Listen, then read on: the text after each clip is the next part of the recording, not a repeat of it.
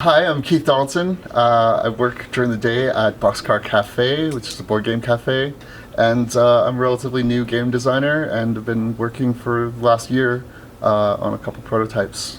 I played board games a lot when I was a kid. We were a really big gaming family, so I kind of was really big into that. Then one of the first games that I developed as a kid was I was really big into the computer game Civilization, and I made a giant map with little hexes over, and I made a little Civilization game just out of paper pieces and little boards. And I tried to convince my sister to play it with me, and she was maybe 10 at the time, and I was 13, and she had absolutely no interest in this whatsoever. But I was like, no, seriously, you gotta sit down, you gotta play this. I wanna see how this plays out. And it was horrible, but I had a lot of fun actually just kind of making everything and piecing it together and how I wanted it.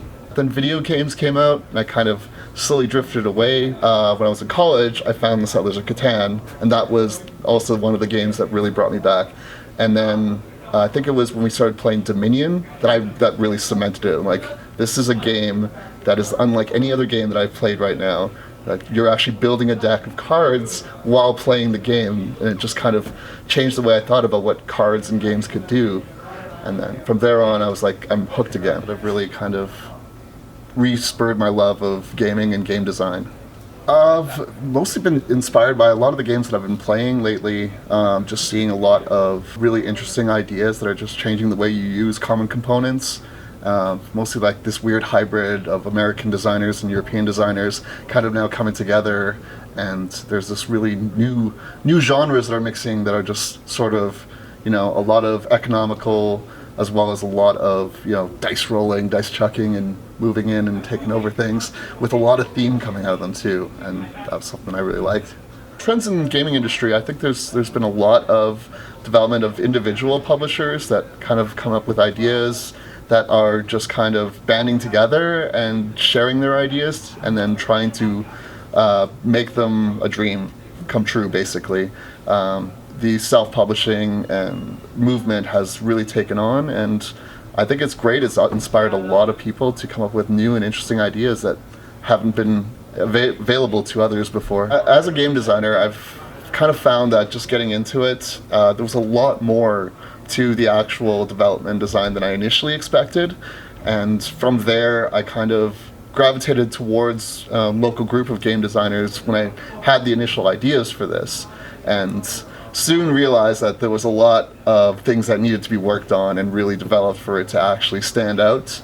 A lot of rule clarifications and stuff that I was like, oh, well, I'm here, I can just explain this, how it goes. They have to be really ironed out and set in stone for anyone who's playing when I'm not there.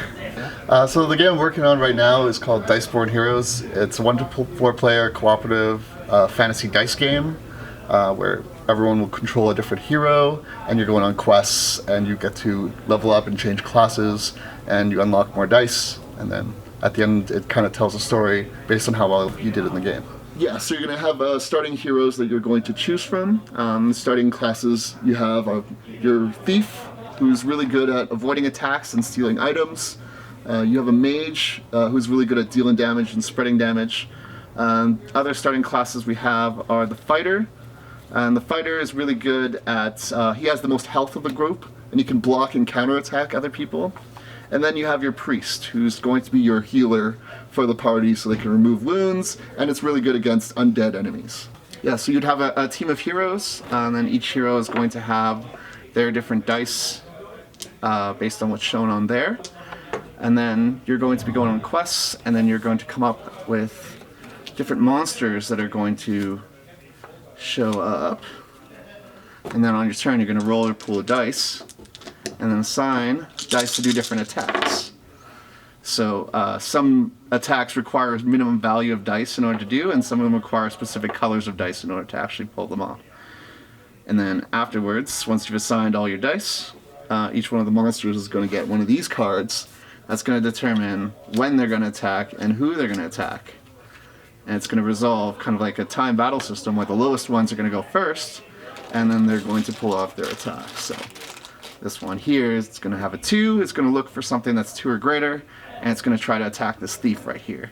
And my attack is a stealth attack, so I can actually avoid this first attack. The 4 is going to go next, and it's going to try to hit it again, and it's actually going to take the hit. And then I get to go with my 2 4s and actually do 2 attacks. And those are both going to go, let's hit this guy twice, because that guy's getting annoying. And then afterwards, 5's going to go, Ninja's going to attack, and it's going to poison that guy. And at the end of the round, he's going to take a damage, and that'll be the end of the round. And afterwards, you're going to gather up your dice again. You're going to roll them again. And this one didn't do anything. So then you get to assign attacks again, and you're going to either be defeated by the monsters, or you're going to make it through. And then you get to level up your heroes, which is going to unlock new abilities and change classes to get different heroes. So my ninja is going to change classes, and let's say he'll become a Dark Knight. So that's just going to cover up the abilities I don't need and unlock new abilities there and potentially new dice for the next encounters. So based on the quests that you have, you're given 2 options that's going to say how you go through the story. So if you choose to protect the miners, then you're going to end up going down this river, and the second stage you're going to search for the one with the river symbol, and that's going to determine, now you're stuck in a whirlpool, and now you have this choice on which way you want to go from there. In this case, it's going to lead to a final boss, and then you'll grab the final boss card from here. That matches the name on that one. And again, it's all mixed up, but the final boss for this battle is Levanthus, which is a giant crab monster that rises out from the whirlpool. And your heroes now are confronted with this 3-headed beast, and you must try to defeat it. And if you manage to defeat it, then you're going to add up scores based on how well you did in the quest. It's going to determine the end of the game. So I'll give you a little synopsis. In this case, if you failed on the final battle, the world will be just completely covered in water and drowned, and then all humanity will fall into ruin.